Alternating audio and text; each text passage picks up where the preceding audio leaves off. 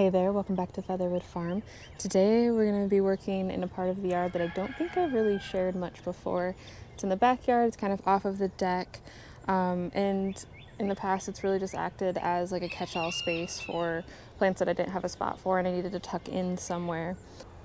The deck is right here, and then behind me we have this part of the privacy fence. I finally cut this hole in the fence to put my gate in, and this is what will lead between the daydream garden and this backyard portion. So that's been a long time coming. Very excited about it. I just need to put another 4x4 in the ground here, attach these little boards, and then build the gate and get that installed. So not too much. I've already been working on clearing out all of the weeds and cleaning this area up, and started working on the edge as well. So I need to come through with my wheelbarrow and get all the debris kind of taken care of. And I've removed some of the plants that were in here already, but I do have a few switchgrasses left. That little spot that looks like absolutely nothing is a munchkin oak leaf hydrangea, and a forsythia and a weigela behind it. And then I have a few Culver's roots left and a flax plant. And then I also have this weeping cherry, and the weeping cherry is going to move down here at the end, at this corner, kind of where that cluster of daffodils is. Everything else I don't quite have a plan for yet, but we're going to come through, clean up this entire edge, remove all of the rocks. I plan on kind of making this part a larger swoop and connecting, and it's going to be all hydrangeas. So in this corner I have 3 limelights that I'm going to tuck back there. They're really going to fill out the space. They get quite large.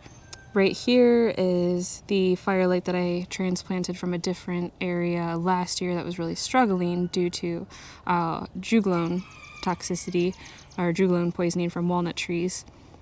And obviously the quail habitat is going to stay. We'll clean it up.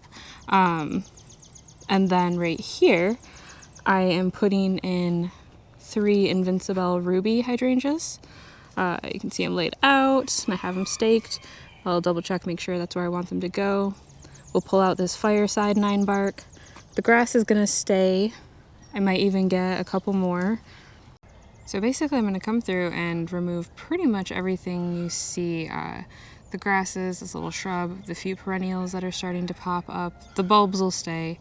The boxwood is coming out, and the hydrangeas will all be through here, right in this corner. I'm gonna redefine the line over here as well, and the weeping cherry is gonna go right here. And we purchased a fountain from a local nursery this year. I'm very excited about it. Something I've been wanting for a while, and I want that to kind of go right here, so it'll be kind of in this center portion.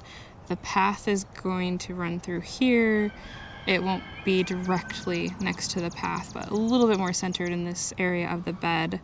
And I'll keep the plantings kind of low around it. And then it'll be all hydrangeas all along this part, and then that back corner, just kind of a hedge of hydrangeas. I want to keep everything that I plant with this hedge pretty simple and low maintenance, and a cohesive kind of color scheme. I'm leaning towards just purple, white, green. Obviously, I know that the hydrangeas are gonna get a pink bloom, but that'll be fine. And then I also just got a delivery of some larger stones. So it was supposed to be between 8 and 18 inches, a range of that, and I got 4 yards of that. And that's what I'm going to use as the border, because I do like the look of the stone border. I just used what I had on hand, and they were far, far too small. So I'll start by finishing up the edge over here, and then probably slowly bring those in, bring a little bit more of the soil that I have in, and kind of start getting everything planted. I have the limelights in my wheelbarrow right here. These are actually all ones that I had and that are coming from somewhere else.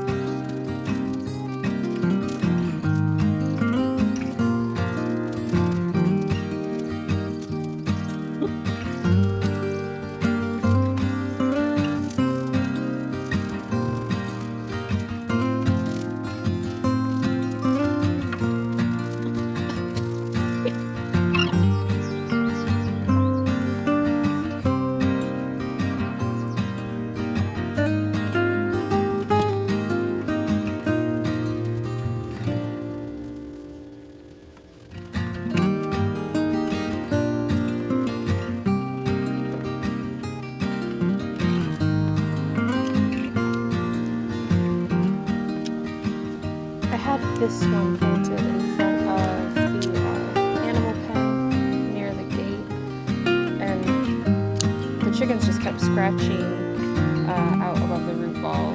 And honestly, I'm amazed that it even survived because the roots were exposed for so long. But yeah, it looks pretty good. So.